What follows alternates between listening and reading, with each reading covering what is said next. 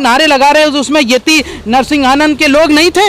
आप बताइए ना, मैं अगर गलत कह रहा हूँ, ये यही यति नरसिंह आनंद, ये मलून, ये सुअर जो है, ये वही आदमी नहीं है जो प्रेस क्लब ऑफ इंडिया में यहाँ से हमारे आराध्य को गाली देकर चला गया और हम कुछ नहीं कर सके? देश का हिंदू हमारे साथ है। पंकज श्रीवास्तव जी हमारे साथ खड़े हैं और इनके जैसे करोड़ों लोग हमारे साथ खड़े हैं। पंकज जी आइए आप इधर, पहले ये पंकज जी आइए, ये आप बताइए, देश का हिंदू, करोड़ों हिंदू पंकज जी जैसे हमारे साथ खड़े हैं। कौन माई का लाल है जो यहाँ से हमारा कुछ बिगाड़ सकता है? वो जो नपुंसक जो नारे लगा के आए थे, उनके लिए चूड़ियां लाया हूं मैं। अश्विनी उपाध्याय को ये चूड़ियां दे देना और उस सुअर के बच्चे यहाँ से नरसिंह आनंद को ये चूड़ियां दे देना मेरी तरफ से।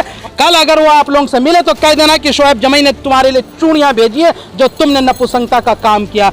जब हम देश में एक गुंडे मवाली को गृह मंत्री बनाएंगे, एक मानव तस्करी करने वाले को गृह राज्य मंत्री बनाएंगे, तो इसी तरीके के हालात पैदा होंगे। आप एक बात सुन लो, एक तरफ दाढ़ी वाले हैं, एक तरफ टीके वाले हैं। नहीं, वो सब बातें आप मत कीजिए। ये सब करके आप टीआरपी ले लेते हैं, देश टूटता है। मैं पूछता हूँ कि कोई सॉलिडेरिटी मार्च करता है तो उसको आप गाड़ियों में भर भर करके यहाँ से गिरफ्तार करते हैं, और जो लोग देश को तोड़ने की और मूल्य काटे जाएंगी जैसे नारे लगाते हैं, उसको आप यहाँ से सम्मान करते हैं, माला पहनाते हैं, उनके लिए अज्ञात लिखते हैं। धर्म दूसरे धर्म के खिलाफ ये जो कम्युनल हेट्रेड फैलाते हैं ना, ये एक बीमारी है, और इस बीमारी का इलाज अगर वक्त पे नहीं किया जाए तो ये दंगा का रूप लेता है।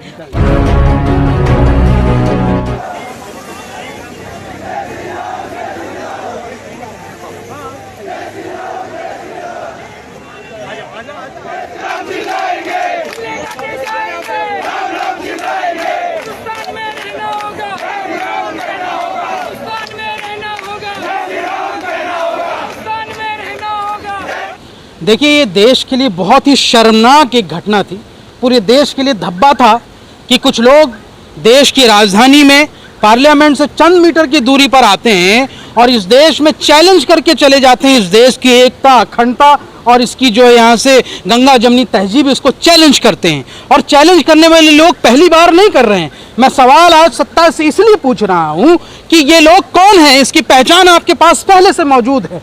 इनमें से भारतीय जनता पार्टी का लीडर, भारतीय जनता पार्टी का बड़ा नेता दिल्ली का अश्विनी उपाध्याय इन्वॉल्व है, वही चीफ ऑर्गेनाइजर है। इस बारे में क्यों संयंस की स्थिति है? वो क्या अज्ञात नहीं है? वो बोले कि वो कोई फ्रिंज एलिमेंट नहीं है। वो बोले मैं मेहमान बन के आया था, मुझे कोई जानकारी। अच्छा, मेहमान बन के आए थे? हाँ, पूरे आंदोलन, हमारे आंदोलन को कुचलने की साजिश थी। ये सब झूठे लोग हैं और ये सब यहाँ से नपुंसक लोग हैं। मैं पूछता हूँ कि ये जो लोग नारे लगा रहे हैं उसमें यति नरसिंह आनंद के लोग नहीं थे?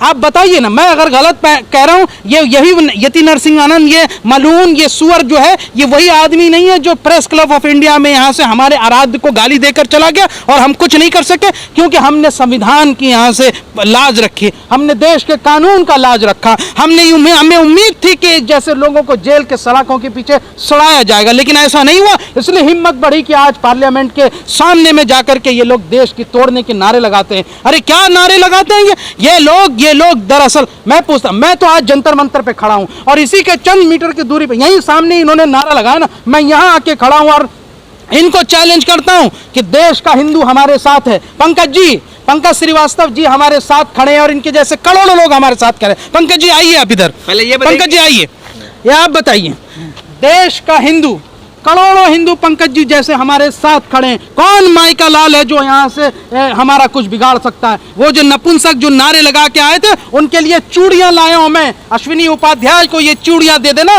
और उस सुअर के बच्चे यहाँ से नरसिंह आनंद को ये चूड़ियां दे देना मेरी तरफ से। और कल वो अगर आप लोग रिपोर्टर है ना, कल अगर वो आप लोगों से मिले तो कह देना कि शोएब जमई ने तुम्हारे लिए चूड़ियां भेजी है जो तुमने नपुंसकता का काम किया। अरे हिम्मत है तो देश को जोड़ने का काम करो, हिम्मत है तो देश की प्रगति और तरक्की में यहाँ से अपनी कंट्रीब्यूशन दो, हिम्मत है तुम्हारे अंदर तो किसानों का साथ दो, हिम्मत है तो देश के बेरोजगारों का साथ दो, हिम्मत है तो उन औरतों का साथ दो जिनके यहाँ से बलात्कार की घटनाएं हुई, उनका हिम्मत नहीं है आपकी और देश को तोड़ने की बात करते हैं। मैं देश के मुसलमानों को ये आश्वस्त करना चाहता हूँ कि देखिए, हो सकता है कि ये चंद कुकुरमुत्ते जो है यहाँ से आपको चैलेंज करते हों, आपके यहाँ से खिल्ली उड़ाते हों, लेकिन आज भी देश का करोड़ों मुसलमान पंकज जी जैसे सवाल देश में हिंदू और मुसलमान का नहीं है। सवाल है देश के गृह मंत्री को और गृह राज्य मंत्री को, होम सेक्रेटरी को और दिल्ली पुलिस कमिश्नर को चूड़ियां पहन लेना चाहिए। लोकतंत्र के मंदिर संसद भवन के चंद कदमों की दूरी पर पार्लियामेंट थाना है, जहां इस तरीके के नारे लगे जो संविधान विरोधी नारे लगे, देश विरोधी नारे लगे। ये देश धर्मनिरपेक्ष राष्ट्र है, समतामूलक समाज की बात कहता है, सभी जाति सभी धर्म के लोगों का अधिकार है। जब हम देश में एक गुंडे मवाली को गृह मंत्री बनाएंगे, एक मानव तस्करी करने वाले को गृह राज्य मंत्री बनाएंगे, तो इसी तरीके के हालात पैदा होंगे। कौन लोग थे? हमारा हिंदू धर्म 84 लाख योनियों के जीवों को भरण पोषण की बात कहता है, उसके सुरक्षा की बात कहता है। कौन लोग हैं जो हिंदू धर्म को लगातार बदनाम करते रहे हैं? क्या हिंदूवादी संगठनों, ये कालनेमी राक्षस की तरह, ये रावण की तरह, कौरव की तरह, कंस की तरह, ये सिर्फ और सिर्फ हिंदू धर्म को हिंसक धर्म के रूप में प्रस्तुत करना चाहता। हमारा धर्म ऐसा नहीं है। राम भक्त हैं, हिंदू हितैषी पार्टी मानी जाती है, हिंदू। वो कह रहे आप हैं कौन से भक्त हो? जैसे आप मोदी भक्त हो? आप मोदी भक्त हो कि राम भक्त हो? अरे प्रभु श्री राम का आपने देखा था, नारी के सम्मान में, यानी मां सीता के सम्मान के लिए लंका तक की यात्रा तय की। प्रभु श्री राम नारी के सम्मान में रावण का वध किया, लंका पर फतह हासिल की। भगवान राम जिन जिन राज्यों को जीता, स्थानीय लोगों को राजा बनाया। भगवान राम जब उनके भाई मूर्छित हुए तो संजीवनी बूटी मंगाया, उन्होंने बताया। भगवान राम भी चाहते हैं ना ताली थाली पीट लेते, आपने नहीं देखा? भगवान राम से जब उनकी प्रजा ने पूछा कि माँ सीता कहाँ थी, अगरबत्ती कैसे हुई, तो अपने प्रजा को सजा दी क्या? आप बताओ, प्रभु श्री राम ने प्रजा का संज्ञान लेते हुए आप एक बात सुन लो, एक तरफ दाढ़ी वाले हैं, एक तरफ पीके वाले हैं। नहीं, वो सब बातें आप मत कीजिए। ये सब करके आप टीआरपी ले लेते हैं, देश टूटता है। मैं सिर्फ इतना कह रहा हूं कि जंतर मंतर पे आज हम इसलिए आए हैं, हमारे साथी इसलिए आए हैं कि हम इसी जंतर मंतर से देश के शासन व्यवस्था से, दिल्ली पुलिस से ये निवेदन करते हैं, आग्रह करते हैं कि अगर आप बताइए कि कोई दूसरा पक्ष इस तरह का नारा लगाता तो अब तक उस पर एनएसए और यूएपीए लग चुका होता। इन लोगों को आपने गिरफ्तार किया, बहुत अच्छी बात है, आपने अश्विनी उपाध्याय को गिरफ्तार किया, लेकिन कौन सा सेक्शन लगाया? सारे बेलेबल सेक्शन लगा दिए कि 2 दिन में ये बेल पे बाहर आ जाएंगे। ऐसे लोगों को यहाँ से समाज में रहने का अधिकार नहीं है। आप इन पे यूएपीए और एनएसए लगाएं, और जब तक इन पे नहीं लगता है, मैंने तो कल ही कहा था सोशल मीडिया पोस्ट के जरिए से कि हम लोग इसी जगह, इसी यहाँ से जंतर मंतर पे आएंगे जहाँ से नफरत के भाषण हुए थे, हम उसी जगह से सॉलिडरिटी मार्च करेंगे। लेकिन हमारे साथियों को गिरफ्तार कर लिया गया, मुझे भी गिरफ्तार करने आए थे यहाँ से। हमारे लोग यहाँ से भाग के वहाँ पे अपनी यहाँ से चीजें बचाई हैं, हमारे पत्रकार साथियों को परेशान किया गया। मैं पूछता हूँ कि कोई सॉलिडरिटी मार्च करता है तो उसको आप गाड़ियों में भर भर करके यहाँ से गिरफ्तार करते हैं, और जो लोग देश को तोड़ने की और मूल्य काटे जाएंगी जैसे नारे लगाते हैं, उसको आप यहाँ से सम्मान करते हैं, माला पहनाते हैं, उनके लिए अज्ञात लिखते हैं। वो अज्ञात है, भाजपा का नेता अज्ञात नहीं है। मैं सिर्फ इतना कहता हूं कि हमारे साथियों को जो गिरफ्तार हुए हैं आज जंतर मंतर से, उनको जल्द से जल्द छोड़ दिया जाए। और दूसरा, ये जो अपराधी, ये आतंकवादी किस्म के जो लोग हैं जो देश को तोड़ रहे हैं, उनको यहां से यूएपीए और एनएसए लगना चाहिए, उसके बगैर हम नहीं मानेंगे। और हमारी ये आंदोलन, ये हमारी लड़ाई जारी रहेगी। हम दोबारा बार बार जंतर मंतर आएंगे, हम बार बार यहां से सत्ता के कानों तक आवाज पहुंचाएंगे। चुनाव आ रहा है, इस वजह से ये किया जा रहा है। देखिए, जो किया तो वैसे ही जा रहा है, ये तो सब प्रायोजित है, हमें भी पता है। लेकिन सवाल यह है कि आज से साल पहले हमने यहाँ से जब वो प्रोग्राम हुआ दिल्ली का, उसमें यहाँ से एक नारे लगे, उस नारे के बाद यहाँ से दिल्ली में हुआ, हम कुछ नहीं कर सके। आज जब ऐसा नारा लग रहा तो हमें रोकना चाहिए, हमें प्रशासन से सवाल करना चाहिए, हमें उनसे आग्रह करना चाहिए कि ऐसे लोगों को आप रोकें, और इस पर ऐसी कठोर कार्रवाई होनी चाहिए कि जो मिसाल बन जाए। यही हमारी मांग है, और कोई हम हिंदू मुस्लिम राजनीति नहीं करना चाहते, हमें कोई टीआरपी नहीं चाहिए। ये मांग यहाँ से प्रशासन तक और पुलिस कमिश्नर तक हमें पहुँचा दी। इसको घटना क्यों करें मुझे समझ में नहीं आ रहा। घटना क्या होता है? That is accidental. It was not accidental, it was pre planned. ठीक है, it was completely pre planned, providing the impunity by the power. आप इसको घटना नहीं कह सकते, ये कंप्लीटली एक इंसिडेंट आप कह सकते हैं। क्योंकि देखिए, कोई भी आप बताइए कि दिल्ली के छाती पर, देश के राजधानी दिल्ली के छाती पर जंतर मंतर, जहाँ से कुछ कदम दूर ही पार्लियामेंट है देश का, जहाँ पर कानून बनाया जाता है, जहाँ पर इस देश के चुने हुए रिप्रेजेंटेटिव बैठते हैं, वहाँ पर बिना परमिशन के, बिना आप सबमिशन के, बिना लेटर के आप कैसे वहाँ से परमिशन ले सकते हैं?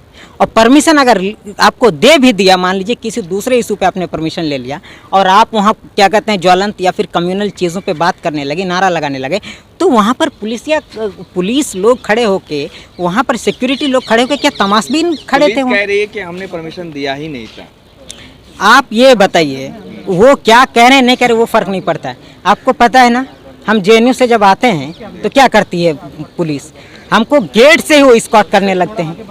ठीक है, कि कहाँ जा रही है इनकी गाड़ी, कहाँ जाएंगे ये लोग प्रोटेस्ट करने।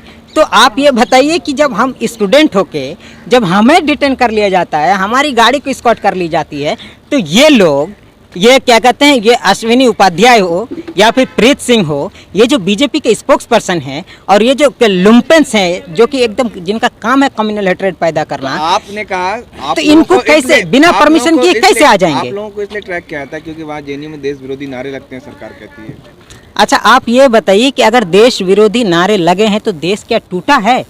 कितने 4 साल 5 साल हो गए ना, देश विरोधी नारे लगे, देश टूट गया? कोई उसका एक्सपोज क्यों नहीं किया? इन्वेस्टिगेशन क्यों नहीं हुआ? क्यों नहीं ट्रायल चला रहा है कन्हैया पर? अगर ऐसा है तो क्यों नहीं कोई जेल में है? अगर ऐसा है तो क्यों नहीं कोर्ट क्यों नहीं वर्डिक्ट दे रहा है कि हाँ ये क्या कहते हैं इंटरनेशनल है? खाली हवाई बात करने से नहीं होगा ना, कुछ तथ्य होगा ना, आप इन्वेस्टिगेट करेंगे ना, आपके पास प्रूफ होगा ना। बात यह है कि देखिए, गांधी जी ने एक बहुत अच्छी बात कही थी। गांधी जी ये कहे थे कि ये जो कम्युनल हेट्रेड है, ये जो कम्युनल आइडियोलॉजी है, ये जो कम्युनल सेंटिमेंट है जो कि एक समाज दूसरे समाज के खिलाफ, एक जाति दूसरे जाति के खिलाफ, एक धर्म दूसरे धर्म के खिलाफ, ये जो कम्युनल हेट्रेड फैलाते हैं ना, ये एक बीमारी है। और इस बीमारी का इलाज अगर वक्त पे नहीं किया जाए तो ये दंगा का रूप लेता है।